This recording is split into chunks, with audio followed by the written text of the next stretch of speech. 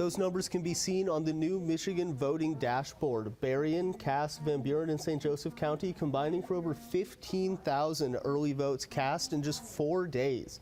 St. Joseph County seeing over 600 ballots cast daily, a stark comparison to the under 600 total voters seen in the August primary. Those high turnouts surprising voters at the polls. Ninja Golf do keep safety in mind, making sure that the edges of the stars are not sharpened, as well as walking anyone throwing step by step how to hold it, much like a dart, and throw it in a way that will not injure the hand. If you suspect someone is overdosing and needs Narcan, first check to see if they are having trouble breathing or will not wake up. Then insert the nozzle into the nose, press firmly on the plunger. Once administered, call 911, wait to see if the Narcan works, and stay until an ambulance arrives. These billboards are the only ones in the state. Officials with Jubalong say that students in the area reached out to them on social media after on-campus protests during the last school year. That's right, it's been active since we arrived here a little bit over an hour and a half ago.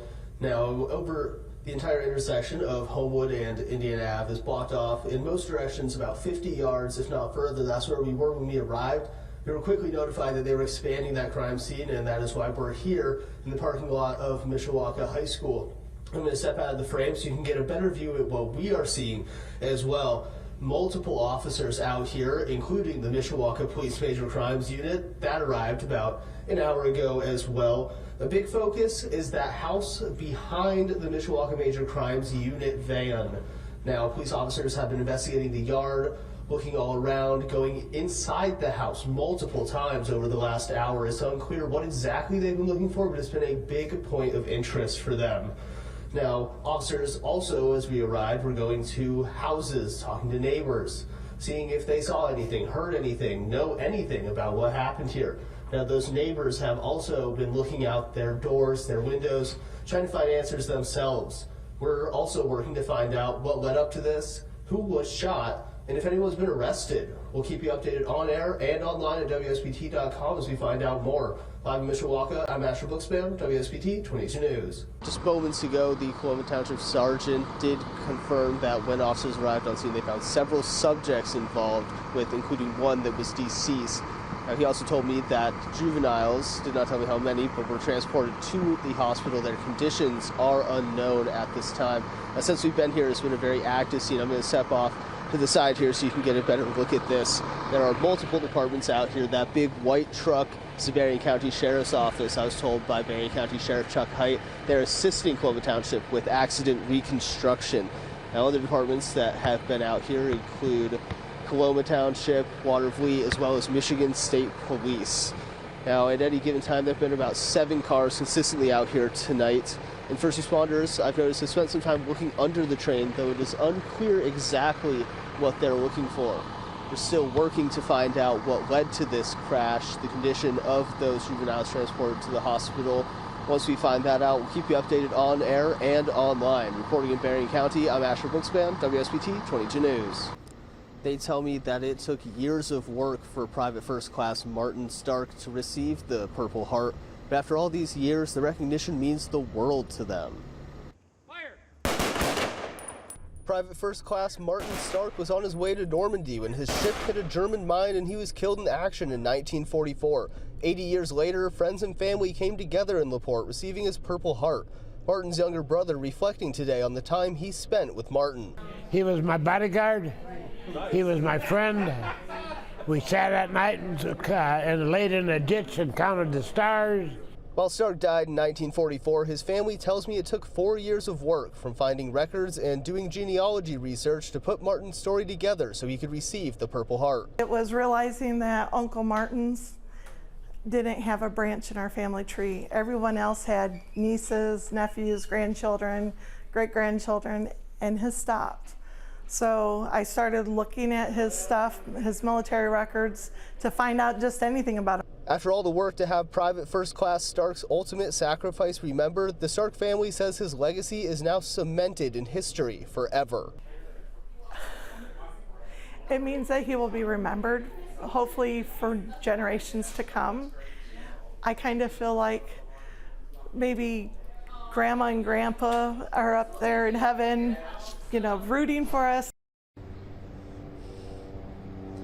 Coming up at 6, hear more from Martin's younger brother Ben on what receiving the Purple Heart means to him. Live in LaPorte, I'm Asher Bookspan, WSBT 22 News.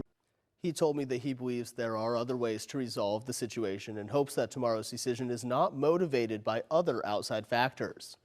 Tell us what you believe Superintendent Cummings did not follow or do correctly last week per the school corporation's policy that would require discipline. I'm not aware at this point, based upon the information that I have, of anything that he necessarily did or didn't do last week during, I think it was Thursday the 6th, the weather event, that would violate any policy or anything that we have. The action item on the agenda for tomorrow's Sudden South Bend School Board meeting asks if Superintendent Todd Cummings should be put on paid administrative leave for his decision to have school on February 6th. It was an icy day. Many other schools in the area canceled or delayed classes. At the time, the district said it took extensive measures to prepare the schools and buildings. Board member Bill Sniadecki claimed without evidence that 4 buses were in accidents and 24 buses slid off the roads that day. The only confirmed incident was St. Joe County Police saying a bus hit a mailbox on Harrison Road and nobody was hurt. Board member Marcus Ellison says that if the focus of tomorrow's discussion and vote is solely based on Cummings' actions last week, the board should take a different route. The board is concerned about the decision-making process for these weather concerns. We should sit down and talk about, let's develop a policy, let's revamp, let's take a look at how those decisions are made, maybe change the procedures, maybe have other people come in and make that decision or at least be more involved. I went to the school corporation's website to find its weather closings policy. It states in part, although the decision is ultimately the superintendent's to make, please understand that it is based on information gathered from a variety of sources and from individuals who are out on the streets assessing the situation from every conceivable aspect. Ellison says based on the way the action item is written, it is unclear if those other individuals involved will be investigated as well. I don't know how you would investigate it without talking to some of those other people without that being part of the calculus. Because if not, then what's to investigate? Just ask him why he did what he did, you know, take note of what he said and be done. So I think you're gonna have to go into looking into other things. The board also could appoint a temporary superintendent at tomorrow's meeting, but it is unclear who that could be. Ellison thinks the board needs to be aware of the potential financial impact of tomorrow's vote. There's money that need to go in the classroom, go to teachers. We can't afford to pay 2 people to be superintendent at the same time. That's far from ideal. And so we also have to think about the fiscal responsibility, the aspects of that, the cost of that, and those kind of things as well. These efforts to place Cummings on leave are not surprising. Trustee Mark Costello called for, and a majority of the board recently approved, an investigation and additional audit into the superintendent and board for unspecified illegal or unethical activities. Board President Jeanette McCullough has also been critical, but has declined interviews. In a previous sit-down with WSBT 22, Sniadecki said he would replace the superintendent if he could get the votes.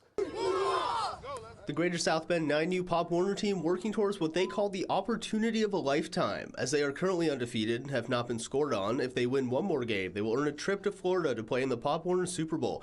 The level of play from the team is something that head coach Adrian Hunt says is special. To play on the magnitude of the level that they've been playing at is very good. You know what I mean? I'm very impressed with the boys, their mindset, their grit and grind throughout the whole season. They've been here, and you know they have a big resilience mindset. The president of the Greater South Bend Area Pop Warner Association says the organization is more than just a place for kids to play football, and the nonprofit wants to see them succeed off the field as well. These kids are part of this city. They're part of the fabric of our community, and it's just amazing to see them come together, work hard on and off the field, in the classroom. They're excellent students as well. They're well mannered, and most importantly, they're very disciplined. They have a desire. As a nonprofit organization, sponsors for the team make a big difference, but it's something that has been hard for the team to come by. The sponsors can get us new jerseys, a better field, lights on the field, anything, like, you know what I mean, anything the sponsorship can help, you know what I mean? It can come up with fees, so if the kids can't pay the registration, the sponsorship can help pay registration. Players on the team reflecting on what they have learned and what the opportunity to win regional, potentially travel to Florida and win it all means to them. Always believe in yourself. Never quit on yourself. Try to do your best. Believe in yourself. Playing with my team in Florida will be the best thing ever.